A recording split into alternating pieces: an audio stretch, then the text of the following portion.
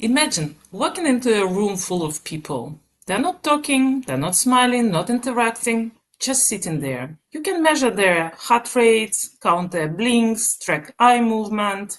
It's all about your data. But now, what are they feeling?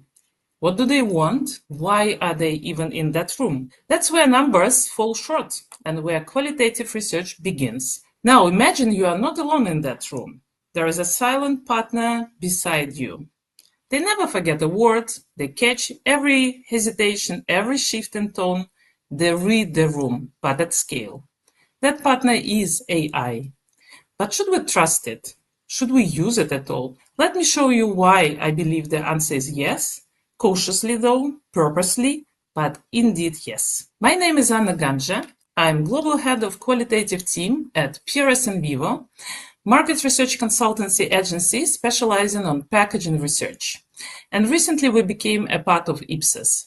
I'm in the market research since last century, actually, and I have been always passionate about delivering human stories with the use of technology. My team is spread across borders, and we're constantly looking for better ways to capture emotional responses, system-one perceptions, decode behaviors, and connect the dots between what people say and what they really mean. But we don't work in silos. Our differentiation from other research agencies is that we run a lot of hybrid research, mixing qualitative depths with quantitative confidence and bringing AI to unlock a new dimension of speed and scale. We started to work on AI in past years, as every research agency, and it was an answer to market demand actually for the speed and scale, but also because of our close integration in quantitative studies.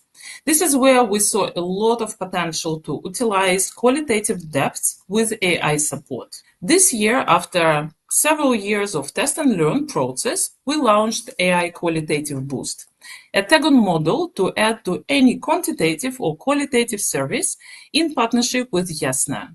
It is a conversational research moderated by AI, where the benefits are already coded in the name of this tag-on model. AI stands for speed, Qual stands for depth, and Boost for bigger samples than in traditional qualitative research. And we chose this technology not to cut corners, but to open doors. While quantitative tells us what is happening, you remember that room full of people, it is qualitative that tells us why that people are in that room and how they feel about it. And together, they help us tell a more compelling stories, helping our partners to achieve success in their initiatives. So what happens when we apply AI to the space of emotion, nuance, and meaning? First of all, indeed, we gain in speed in terms of setup, field execution, and even analysis. We also gain in terms of pattern detection. It helps us find recurrent tones, contradictions, or hidden stories that sometimes, let's be honest, we might lose in traditional smaller qualitative samples, because typically in qualitative we speak to 10 to 20 people. With the use of AI moderation, we can speak to hundreds of people in one day. Another benefit indeed of usage of AI in terms of moderation is human bias reduction. AI is never tired and it never shows it. And AI doesn't have its own personal opinion, meaning it doesn't impact the responses of the respondent, which sometimes actually do happen with real life moderators. And another benefit, but not the last in the list, but a very strong one, is indeed inclusivity. AI enables us to include voices that are hard to reach, or simply speak to shy respondents who feel safer maybe in a more digital space rather than in a real room with real moderator. I have several quick real-world examples to share with you where to showcase how we apply AI-led conversational research. One case came from the real experience when our partner came to us and said, listen, we had tested 50 ideas, we screened them, we identified the 10 that show a good potential, but we have no clue why they show the potential and what to do with those next. how we convert these great product ideas into real concept with impactful insight, benefit, and reason to believe.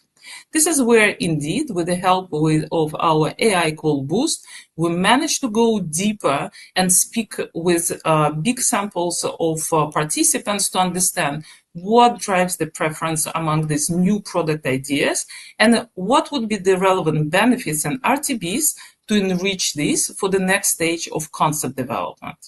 Another example comes from where we specialize a lot is packaging research. So at packaging screening stage, where we had 10 packaging designs, we applied the AI call model to focus on two leading options. And this was specifically for sensitive category, and this allowed us to discuss sensitive topics and expose sensitive category packaging to the audience and get their perspective. What are the areas of the packaging that resonated with them? How to speak about the sensitive topic on this packaging and to make sure that it is a success at launch, but still respectful to sensitivity of the topic. But of course, we need to proceed with care. As Jeffrey Hinton reminds us, we don't fully understand how these AI systems learn, and that should concern us. Indeed, AI models are still black boxes. So can we trust insights that we get from AI?